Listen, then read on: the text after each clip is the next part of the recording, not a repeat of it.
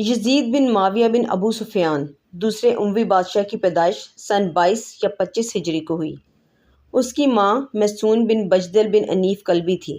معاویہ نے اپنی حکومت کے آخری ایام میں دھمکیوں اور لالچ کے بلبوتے پر مسلمانوں سے یزید کے لیے خلافت کی بیعت لے لی اور امام حسن علیہ السلام کے ساتھ کیے گئے صلح نامہ کی شرائط کے جس پر اس کے دستخط تھے اس کو بالائے طاق رکھتے ہوئے اپنے بدکار بیٹے کو اسلامی دنیا کا حاکم مقرر کر دیا۔ یزید سن 60 ہجری میں تخت نشین ہوا اور سن 64 ہجری تک حکومت پر براجمان رہا۔ یزید کا رہن سہن اور اخلاق۔ عام مورخین نے یزید کو ایک شراب خور، بندروں سے کھیلنے والا اور اسلامی احکامات کی نسبت بے اعتنا قرار دیا ہے۔ تاریخ میں وارد ہوا ہے کہ عبداللہ بن حنظلہ اور اہل مدینہ کی ایک جماعت نے یزید کے طرز زندگی سے آگاہی کی غرض سے دمشق کا سفر کیا۔ انہوں نے مدینہ واپسی پر یزید کے بارے میں کہا، ہم ایک ایسے شخص کے پاس گئے تھے جو بے دین ہے، شراب خور ہے، تنبور بجاتا ہے، موسیقار اس کے پاس لہو و لب میں مشغول رہتے ہیں اور وہ کتوں کے ساتھ کھیلتا ہے۔ عبداللہ بن حنظلہ نے مزید کہا، خدا کی قسم ہم یزید کے پاس سے اس حال میں باہر نکلے کہ ہمیں آسمان سے پتھر برسنے کا خوف تھا۔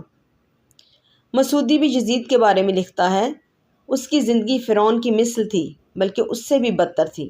بعض مصنفین کے مطابق یزید دیہات میں اپنی دایا کے پاس پروان چڑھا اور اس کے ننھیال قبول اسلام سے پہلے عیسائی تھے اور ابھی تک مسیحی عادات و اطوار ان میں باقی تھیں، لہٰذا یزید کی تربیت عیسائیوں کے طریقے پر ہوئی تھی۔ یزید کے جرائم۔ یزید نے اپنے 3-4 سالہ دور حکومت میں انتہائی بھیانک جرائم کا ارتکاب کیا۔ یزید کا سب سے بڑا جرم امام حسین علیہ السلام اور آپ علیہ السلام کے 72 باوفا ساتھیوں کو شہید کرنا ہے۔ تاریخوں میں منقول ہے، یزید نے اپنی حکومت کے آغاز میں مدینہ کے والی عتبہ کو ایک خط لکھا اور اسے حکم دیا کہ امام حسین علیہ السلام اور دیگر شخصیات سے بیعت لے۔ یزید نے اس خط میں حکم دیا کہ اگر یہ لوگ بیعت نہ کریں تو ان کے سر قلم کر کے میرے پاس بھیجو۔ واقعہ ہرہ۔ مدینہ شہر پر حملے اور قتل و غارت کے واقعہ کو واقعہ ہرہ کے نام سے موسوم کیا جاتا ہے۔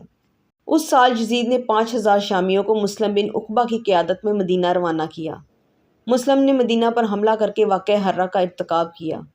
اس سانحے میں بہت سارے لوگ قتل کر دیے گئے تھے۔ اس نے اپنے آدمیوں کو 3 دن کے لیے کھلی چھٹی دے دی کہ وہ مدینہ میں جو مرضی کریں۔ دینوری لکھتے ہیں، واقعہ ہرہ میں 80 کے لگ بھگ صحابہ کرام رضی اللہ تعالیٰ عنہم کو قتل کیا گیا۔ مہاجرین و انصار میں سے 700 اور باقی مسلمانوں میں سے 10,000 افراد کام آئے۔ شہر مکہ پر حملہ۔ اس کا ایک اور جرم مکہ شہر پر حملہ اور کعبہ پر سنگ باری ہے۔ مسلم بن عقبہ واقعہ ہرہ کے بعد ابن زبیر کے ساتھ لڑائی کی غرض سے مکہ کی سمت روانہ ہوا، مگر راستے میں ہی ہلاک ہو گیا۔ اس کے بعد حسین بن نمیر کو لشکر یزید کا سپہ سالار مقرر کیا گیا۔ شام کے سپاہیوں نے مکہ کا محاصرہ کیا اور منجنیق سے اس شہر پر حملہ کیا، حرم کو آگ لگا دی۔ اس واقعہ میں خانہ کعبہ منہدم ہو گیا اور بہت سے لوگوں کے گھر نذر آتش ہو گئے، اور سن 64 میں یزید کی ہلاکت کی خبر مشہور ہونے کے بعد سپاہی شام واپس آ گئے۔ یزید کی ہلاکت۔ شیخ عباس کمی نقل کرتے ہیں، 14 ربیع الاول سن 64 ہجری کو اس کی ہلاکت کا دن ہے۔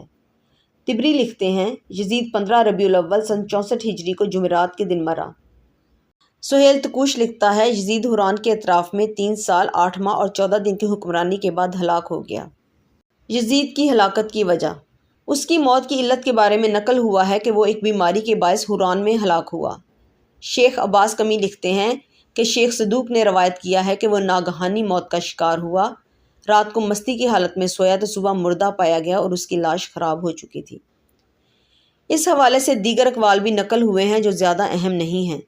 شیخ عباس کمی لکھتے ہیں، اس کا مقام دفن حواریین نامی مقام پر ہے۔ ایک اور مقام پر منقول ہے کہ اس کا جنازہ دمشق میں لایا گیا اور اسے باب صغیر میں دفن کیا گیا اور اس کی قبر اس وقت کوڑے کے ڈھیر میں بدل چکی ہے۔ تاریخی منابع میں ہلاکت کے وقت اس کی عمر 37 سے 39 سال کے درمیان بیان کی گئی ہے۔ ایسی مزید ویڈیوز دیکھنے کے لیے ہمارے چینل کو سبسکرائب کریں تاکہ ہماری نئی ویڈیوز کی نوٹیفیکیشن آپ کو بر وقت ملتے رہیں۔ ملتے ہیں پھر کسی نئی ویڈیو کے ساتھ، تب تک کے لیے اللہ نگہبان۔